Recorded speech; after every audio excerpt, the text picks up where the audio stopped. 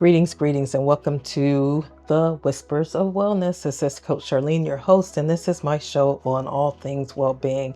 And I've been doing these series. We just came out of a series really trying to get you to move into your dream. And so I'm going to dip into really talking about the cost, because a lot of people really don't do the thing because it costs too much. It's going to cost them too much time, too much of their investment, whatever the too much is, it costs them that. But before I start in on this particular message, I have got to start talking about some of the wonderful things that I'm doing. So, as most of you guys know, I have written a book, and the book came out March 11th, and it's called When the Moment Chooses You: From Silence to Strength. It's really my nurse leader journey, and it's about finding your voice and causing your life to be impacted in others at the same time. And so I encourage you to get that book. It's on Amazon. If you want a book order, you can hit me up at www.wellnesswhisperconsulting.com. And so I have had a couple of book signings. It has been absolutely amazing, and just to meet the different people, because When the Moment Chooses You is actually moving beyond nursing. It really is touching the hearts of humanity, because yes, I start out with my story in the first chapter of my why, but then I start really digging into the weeds of those moments that actually call you to disrupt something, to transform something. So it is really an amazing book. So I encourage you to get it, because it's way more than a read. It is for transformation. And so I also will be doing a lot more engaging. I'm going to start my Substack community, and that community is kind of for authors and creators. And so I want to get a little bit more personal with the people that I'm connected to. So I am going to have a subscription over there. Now, there is still, you can subscribe there for free. There also will be paid opportunities too, because I do plan on spending a little bit more time there. I want to do some lives. I want to do some interviews. I'm going to be doing a lot of different things over there. So if you want to follow me there and subscribe, I would appreciate your support. Most of you guys know I have two podcasts. This one's The Whisper Wellness, which is I call my baby, and also When the Moment Chooses You, which I started in 2022, just because I absolutely love interviewing trailblazers and change agents that dare to dream.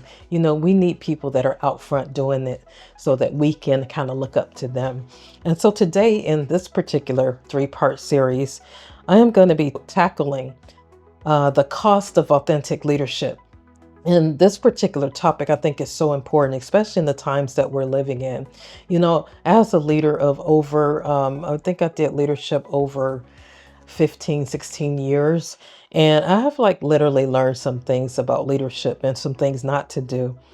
I always like to talk to you about personal development, because I don't think you can be a great leader if you're not doing the work on yourself. It is critically important for you to do the work on yourself, because I want to be the best me that I can be. So when I'm leading someone else, I am not actually leading them while I'm bleeding, while I'm wounded, while I'm hurt, because the saying, hurt people hurt people. And so I have experienced that in my career. And so I just really want to encourage people to do the work so that they can be better human beings. And so the cost of standing alone. Have you ever had a time when you had to stand alone? Everybody else was doing it, but it didn't feel right within you, and you could not follow them. I have been in so many situations like that. I remember even going through nursing school, like some people were still partying and doing all of those kind of things. As much as I wanted to go out, I knew that I had to study. I needed to take care of business. And so I chose to stay home, and everybody else was out at wild parties. And so I'm so glad I did that, because you have to be the type of leader that's willing to stand alone. I have stood alone in a lot of different things in my life. And so I think it's very important for us to do that, because sometimes the price of alignment is isolation. It is in solitude that you rise. And oh my God, I can say so much about solitude. When you have too many voices speaking into you, it is very hard to be clear about anything. And so that isolation will bring you alignment. Say that you're not in alignment, you're restless, you're upset, you're frustrated, you don't know what's going on. I'm going to tell you something. If you ever get quiet enough, isolate yourself from everybody else that can speak into your life. Get quiet and get used to being by yourself, because it is when I got quiet that I began to understand what was going on with me emotionally. What was the restlessness about? What was the frustration about? I could not do that prior because I was too busy working, too busy doing everything that I needed to do for everybody else. So when I actually got a chance to retire, that's when I got quiet enough where I wasn't expected to be anywhere. I didn't have to be on a meeting if I didn't want to. I didn't have to do anything. So I was able to get really, really crystal clear, quiet. And when I did that, that's where I really recognized that it wasn't necessarily burnout that was really bothering me. It was misalignment. It was time for Charlene to step into something different. I talked about moving from good to great.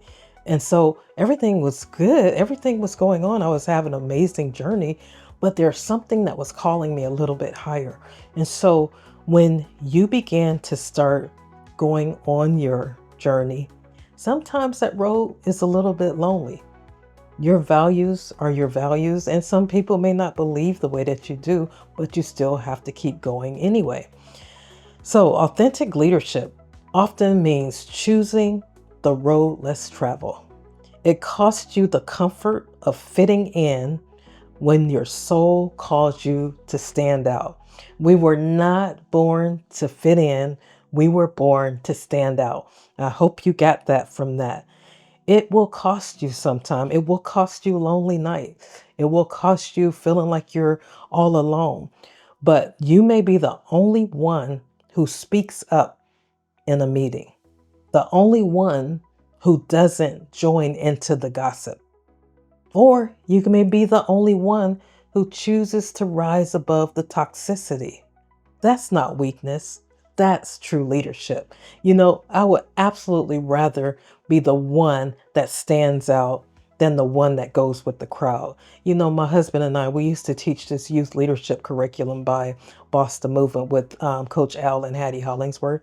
And they used to teach the children about, and we taught, kids ages 4 through, at that time, it was 4 through 17, 18.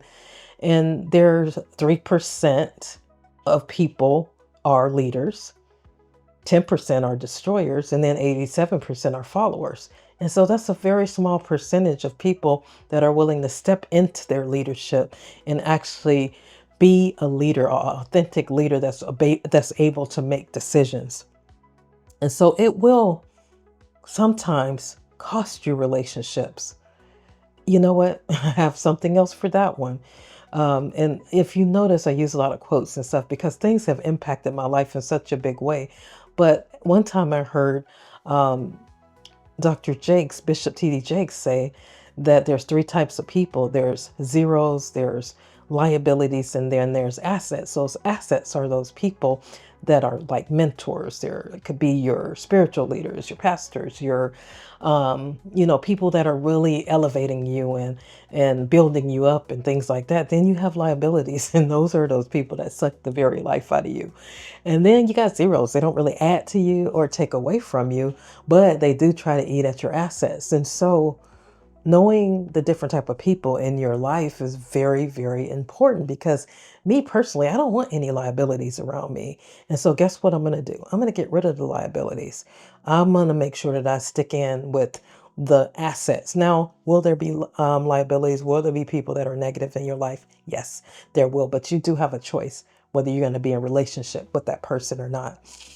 So it will cost you opportunities that come with a compromise. Have you ever had an opportunity that came with a compromise? I remember several opportunities that I could have stepped into, but I can tell that it was like a golden carrot being dangled purposefully.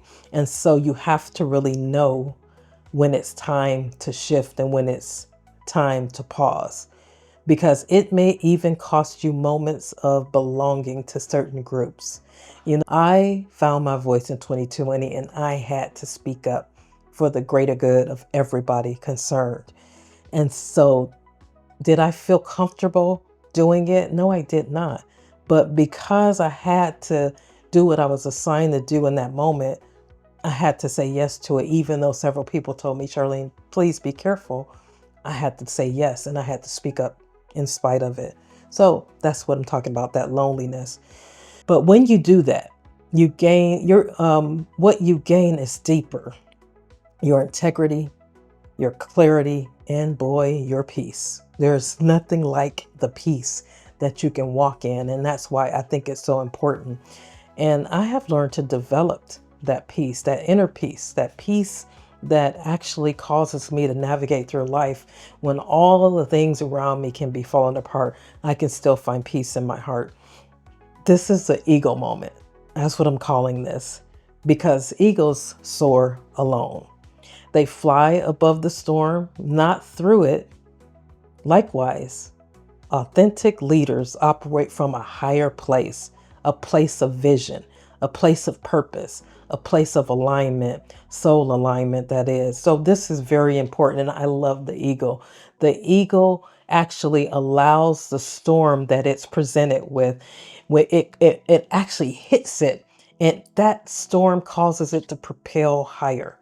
And that is really powerful, because the eagle is not going to sit there and, fight through the storm. It's going to soar above the storm. It's going to cause it to give it, that storm to give it leverage. And that's what you want to do when you're in a challenging situation, when you're in a challenging place. Then you use those challenges to cause you to propel to a higher level. So, key points that I want you to take away from this particular talk about the cost of standing alone. Leadership requires the courage to say no when everyone else is saying yes. You have to get comfortable with saying no, because you saying no is saying yes all by itself. Wait, let me say that again. Leadership requires the courage to say no when everyone else is saying yes.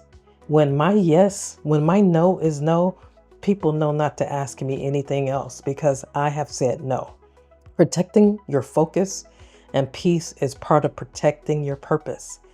Protecting your focus, not looking to the left, not looking to the right, not allowing distractions to come in to pull you off of what you're doing, is a part of protecting your purpose, your original reason for being, whatever the thing is that you're working on.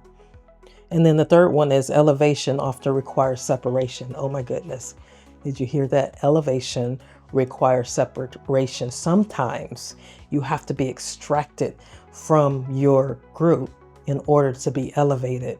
I know that that's what happened to me as a young child growing up. I was extracted from my group. In other words, I grew up in Cleveland, and in a sense, I got extracted from where I grew up at because there was something else that was calling me. And so sometimes you have to be extracted from the group to receive that elevation that you need, because some people tend to weigh you down. And so you want to make sure that you protect that at all costs.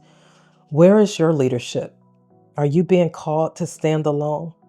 I'm not saying that you have to be alone all the time, but get comfortable with being by yourself so that you can hear your own thoughts. You can hear your advice that you need. You can actually hear answers that are coming from your heart.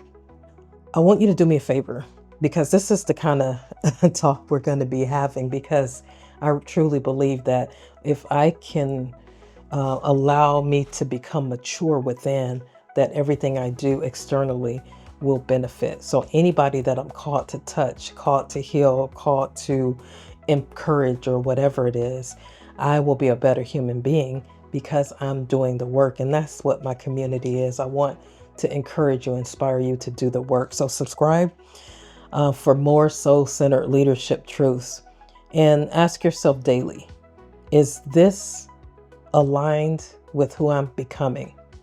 Is what you're doing aligned with who you're becoming? Is what you're doing allowing you to reset and to reprioritize your well-being? Only you can answer that question. So thank you for listening, and I'll see you on part 2.